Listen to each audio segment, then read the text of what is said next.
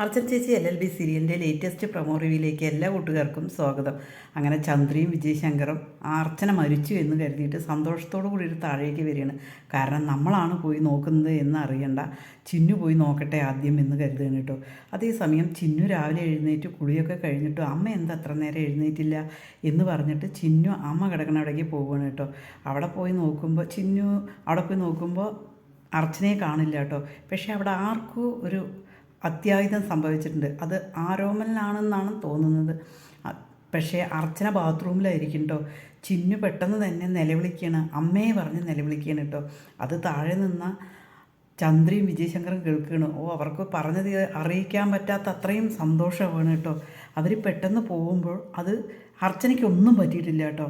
അർച്ചനയ്ക്കൊന്നും പറ്റാതിരിക്കുന്നത് കാണുമ്പോൾ തന്നെ വിജയശങ്കറിന് ആകെ മൊത്തം കലി കയറുകയാണ് കേട്ടോ. ചന്ദ്രയ്ക്കും അതേപോലെ തന്നെ കേട്ടോ. അതേപോലെ തന്നെ നമ്മുടെ അമ്പാട്ട് വീട്ടിലാണെങ്കിൽ ഭയങ്കര സന്തോഷമാണ് കേട്ടോ. എല്ലാവർക്കും പരസ്പരം ഒത്തൊരുമയും സ്നേഹവും അവരുടെ മനസ്സിലുള്ള വിദ്വേഷവും എല്ലാം മാറി അവരെല്ലാവരും നല്ല സ്നേഹത്തോടു കൂടി രുക്കും അതേപോലെ തന്നെ മഞ്ജും അവർക്ക് അവരവരുടെ തെറ്റുകളും പരസ്പരം മനസ്സിലാവുകയാണ് കേട്ടോ. എല്ലാവരും തന്നെ അത് മനസ്സിലാക്കി എല്ലാവരും നല്ല സ്നേഹത്തോട് കൂടിയിട്ട് അവിടെ ജീവിക്കാൻ തുടങ്ങുകയാണ് കേട്ടോ. അതേസമയം വിജയശങ്കർ വന്നിട്ട് അർച്ചനയോട് പറയുന്നുണ്ട്, നീ കാരണം എനിക്ക് ജീവിക്കാൻ പറ്റാതായി, അത് കാരണം നിന്നെ വെറുതെ വിട്ടാൽ പറ്റില്ല എന്ന് പറഞ്ഞിട്ട് അർച്ചനയുടെ അടുത്തേക്ക് പോവുകയാണ് കേട്ടോ.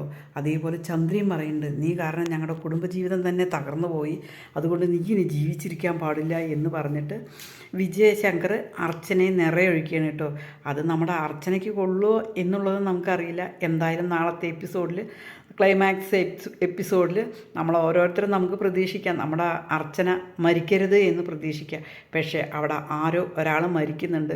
അത് അർച്ചനയാവാനാണ് സാധ്യത. കാരണം അമ്പാട്ട് കുടുംബത്തിലും അതേപോലെ അച്ഛൻ്റെ അടുത്തും ചിന്നുവിനെ ഏൽപ്പിച്ചതിന് ശേഷം അർച്ചനയായിരിക്കും മരിക്കുന്നത് എന്ന് തോന്നുന്നു.